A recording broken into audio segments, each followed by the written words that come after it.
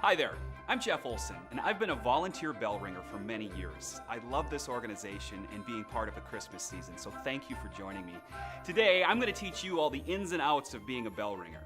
Now, a lot of people think we're crazy for standing outside in the cold, but because of us, the Salvation Army is able to feed the hungry, house the homeless, and free people from addiction. That's not craziness, that's compassion.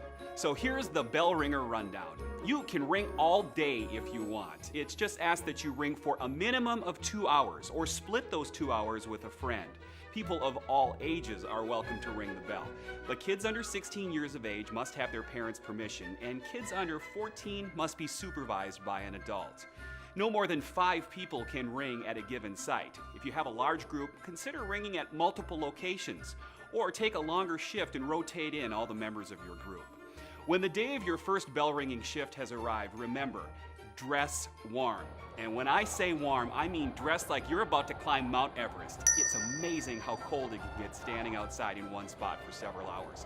So I'm talking a warm coat and boots, wool socks, long underwear, hats, gloves, scarves, the works. Feel free to bring a thermos full of your favorite beverage too. Just make sure it's alcohol-free. Some bell ringers bring a carpet square or a mat to stand on too to prevent sore back muscles. And we all know life happens. If you can't make it to your shift, please just call the Salvation Army right away. Or better yet, find a friend to replace you. When you arrive at your kettle location, keep the following in mind before you start your shift.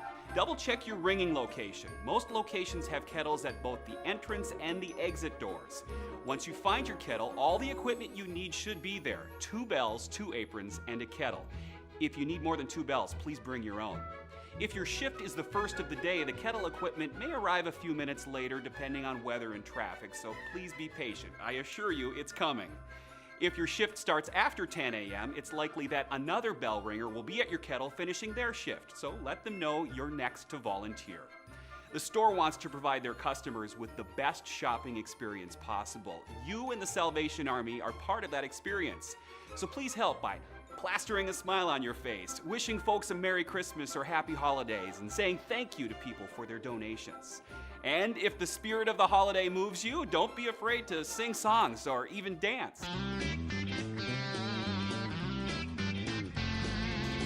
Now, if foot traffic is better somewhere else nearby, you may be tempted to move your kettle, but don't.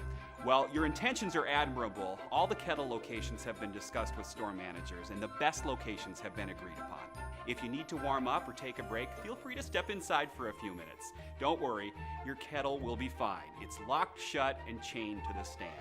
And if your kettle fills up, nice work. But don't spend too much time celebrating. Call the Salvation Army number provided to you and tell them to bring a new kettle. But keep in mind that kettles often seem fuller than they actually are.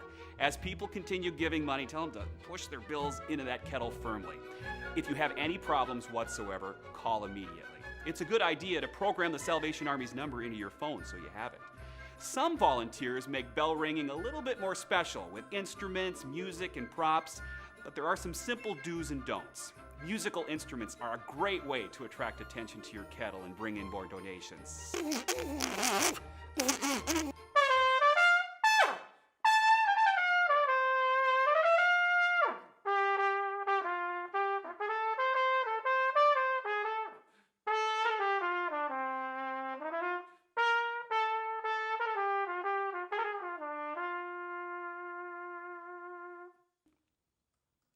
Wow!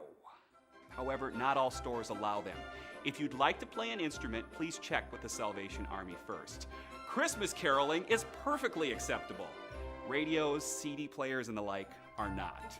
Now, your pet may be the friendliest in the whole wide world, but not everybody is comfortable around animals, so leave your pets at home. The only acceptable animals are guide dogs. And if you have a special uniform or costume you'd like to wear to represent your group or organization, feel free to wear it. Unfortunately, all good things must come to an end, including your shift. Another ringer should arrive at your kettle, and when they do, don't forget to give them your bell and apron. Those aren't souvenirs, they have to stay with the kettle. If you have the last shift of the day, feel free to leave when it's over. The Salvation Army will take care of everything else, picking up the kettle, bells, and apron. Once again, thank you so much for your interest in becoming a Salvation Army bell ringer. Just 1 hour of bell ringing raises enough money for the Salvation Army to shelter a homeless person for one night and serve them 3 nutritious meals. Thank you for volunteering with the Salvation Army this Christmas season. May God bless you for your kindness and compassion.